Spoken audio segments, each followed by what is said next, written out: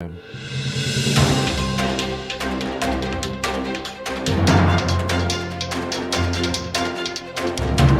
news from Guyana, the region and the world.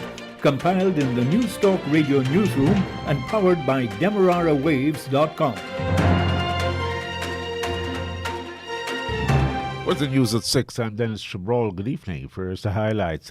An Afro-Guyanese policewoman has taken an Indo-Guyanese lawyer to court for race-based defamation. Gold miners are not being asked to backfill or replant vegetation because of the low rate of gold recovery.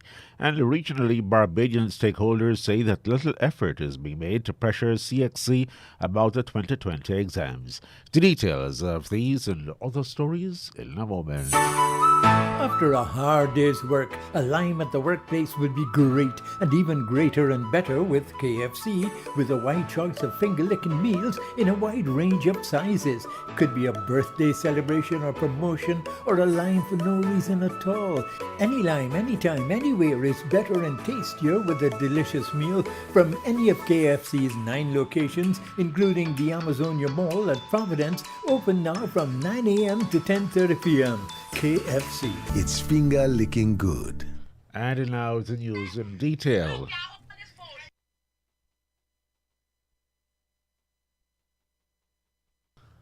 Minister of Natural Resources Vikram Barrett says that the government has softened its enforcement of backfilling, reforestation of areas that have been already mined.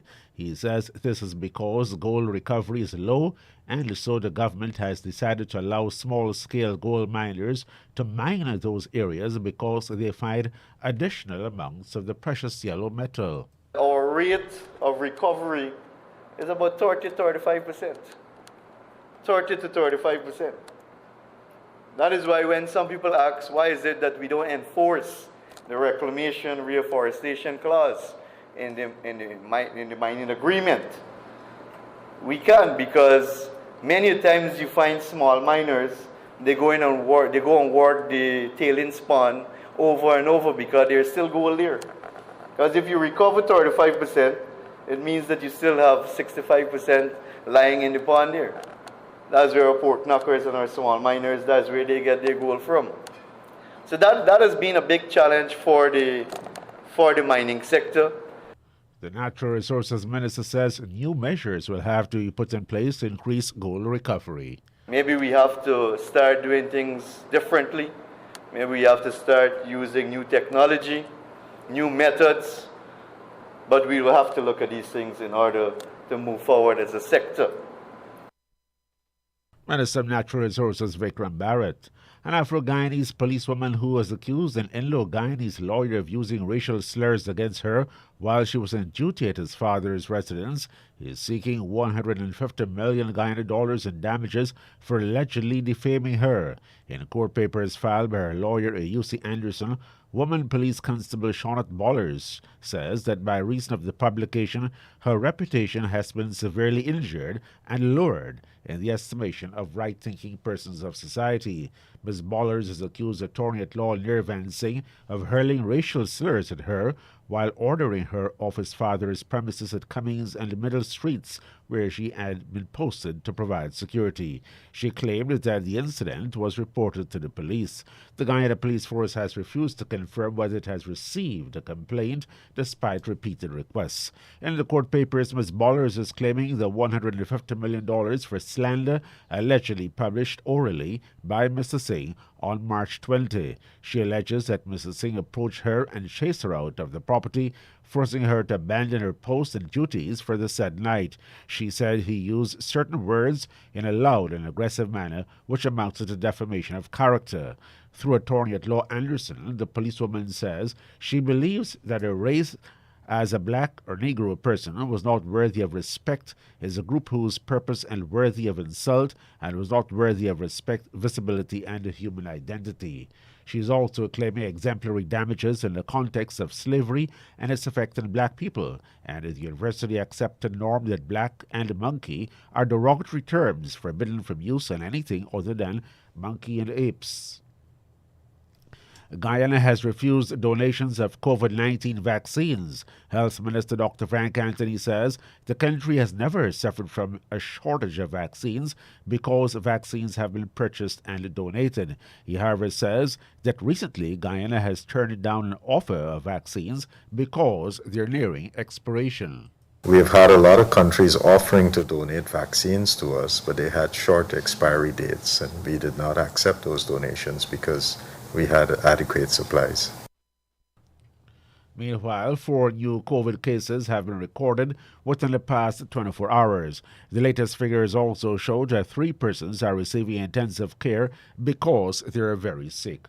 Overall, 6 persons are hospitalized and 69 others have been ordered to isolate themselves at home to avoid spreading the virus. To date, the COVID death toll is 1,226.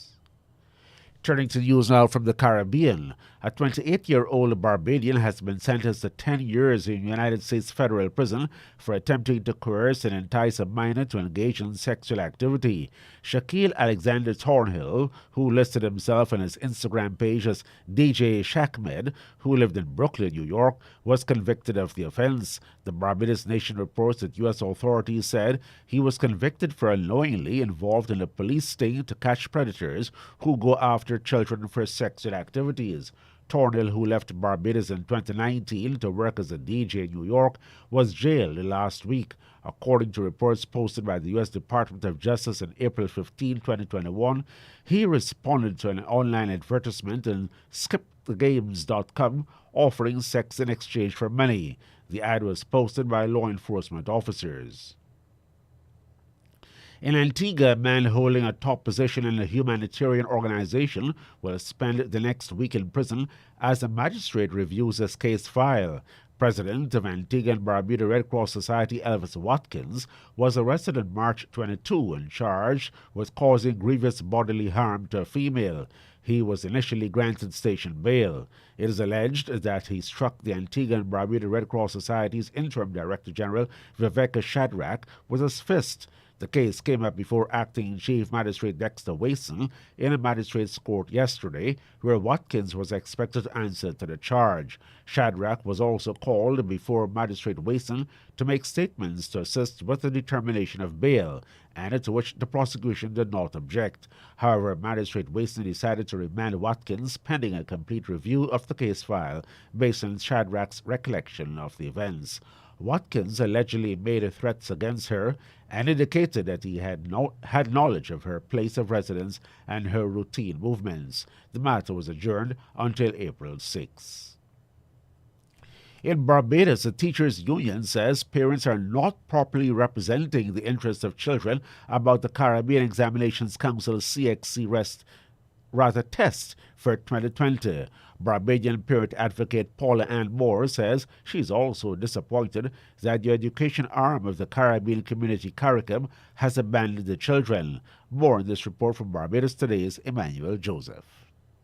Moore, who continues to be a fierce advocate for parents and students in the region in the fight for fairness in the CXC exams, said it has become very difficult to mobilize people to maintain pressure on the council. She said it appears to be a cultural hangover where people seem to be afraid to be visible. This is the 3rd academic year that the pandemic has affected learning and education. And I am just deeply disappointed, very, very deeply disappointed. From CARICOM, the Coast Guard arm of CARICOM, our governments in the region, and yes, our parent bodies. I think all of us are accountable for the fact that we have not advocated more forcefully to hold CXC accountable and to have CXC modify their examinations to be more fair. As for the Barbados Secondary Teachers Union, President Mary Redmond is urging parents to act now regarding the timing and structure of the CXC exams, which she contended the council has failed to adequately address. This cohort of examination students have been the most negatively affected because of COVID. And it is time that parents in the region take up the interests of their children and seek to represent those interests at the levels where justice can be done as it relates to the readiness of students for CXC exam and the insistence that CXC makes the type of accommodation that will not disadvantage the students any further. That was President of the Barbados Secondary Teachers Union, Mary Redmond, and I'm Emmanuel Joseph for Barbados Today. A prominent educator and civic leader in the Bahamas has died. She's Anita Doherty. Progressive Liberal Party Vice Chair Grand Bahama Julian Sawyer says he's deeply saddened to learn of the passing of the former teacher, sports lady, coach, headmistress, and a civic leader. Ms. Doherty was hailed as someone who made immeasurable contributions to Grand Bahama and to Freeport and the wider Bahamas. Doherty was born in Nassau but moved to Grand Bahama at age 5. She began her teaching career in 1970. She also had a sporting career, during which she represented the Bahamas in the pentathlon during the Commonwealth Games in Scotland in 1970. She also has represented the Bahamas in netball, hockey, and softball. According to reports, Ms. Doherty was taken to the hospital over the weekend, where she later died. And now we go to the BBC World Service for the latest bulletin of international news. BBC News with Sue Montgomery. Russia has said it will drastically reduce its military activity in the Kiev and Chernihiv regions of northern Ukraine, following peace talks in Turkey. Russia's Deputy Defence Minister said the aim was to increase mutual trust. Ukraine's armed forces say that although individual Russian troops have been withdrawn from those two regions, Moscow is continuing its full-scale armed aggression. The BBC's Anna Foster is in Lviv. Even as these talks were being warmly welcomed and progress was being discussed, there were still attacks happening here in Ukraine. We've still had several air raid sirens today. In the town of Mykolaiv, 9 people have been killed by a Russian strike on a municipal building, and the pictures of that are striking. It's this huge office building with a hole just punched right through the middle of it where you can see the sky from side to side. Now, what Russia has offered is to move away from Kyiv, and the offensive there has already stalled. One might wonder that if Russia really wanted to show some sort of concession, they would perhaps set up a meaningful humanitarian corridor out of Mariupol. Earlier, Ukrainian negotiators at the talks in Istanbul proposed that Ukraine adopt neutral status in return for security guarantees. The Russian delegates said they'd take the proposals to President Putin. The Ukrainian President Vladimir Zelensky has hailed what he called the positive signals from the day's talks, but insisted that Kyiv would only trust any concrete results that emerged. Mr. Zelensky stressed that the situation had not become easier and the Ukraine military would not slacken its defensive efforts. Western leaders too expressed doubts about Russia's promises. Britain said Russia should be judged on its actions. The governor of Russia's southwestern region of Belgorod says there have been explosions about 12 kilometres from the border with Ukraine. Vyacheslav Gladkov said the blast took place near the village of Krasny Oktyabr. He said there have been no casualties. Some initial reports suggest they took place at a munitions depot. Neither that nor the reasons for the explosions have been confirmed officially. At least 4 people have been killed in a shooting in the Israeli town of Bnei Brak, the third such attack in a week. Police say the gunman was also shot dead. Sebastian Usher reports.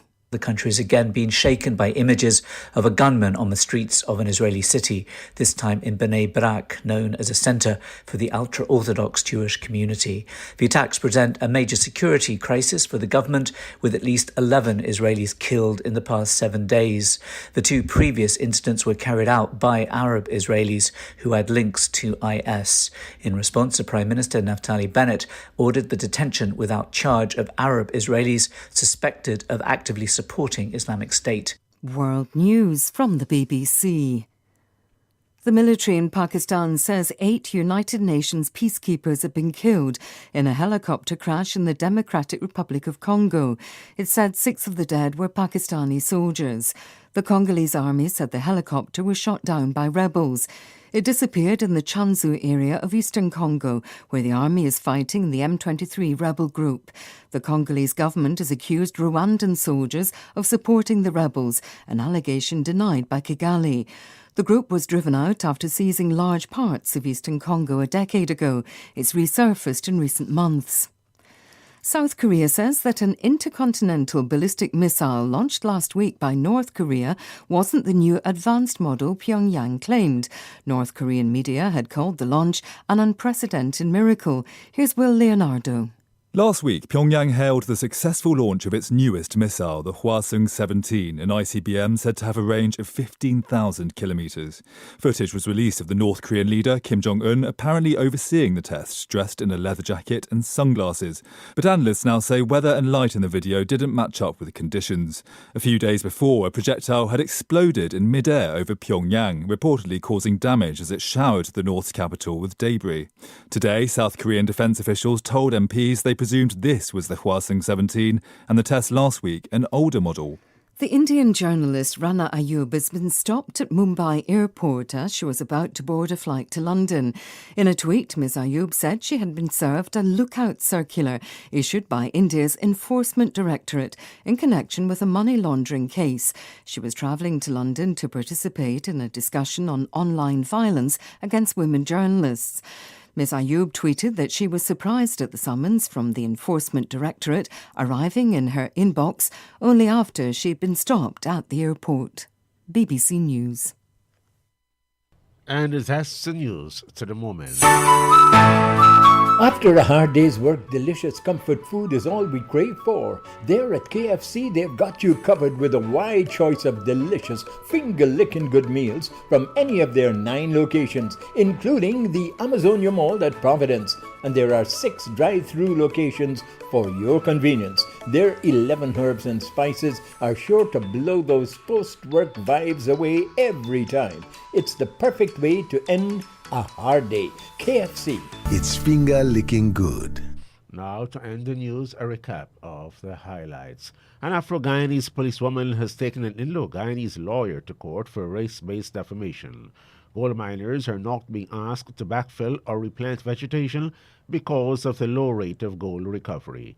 And regionally, Barbadian stakeholders say that little effort is being made to pressure CXC about the 2020 exams. The news came to you with the compliments of Kentucky Fried Chicken KFC.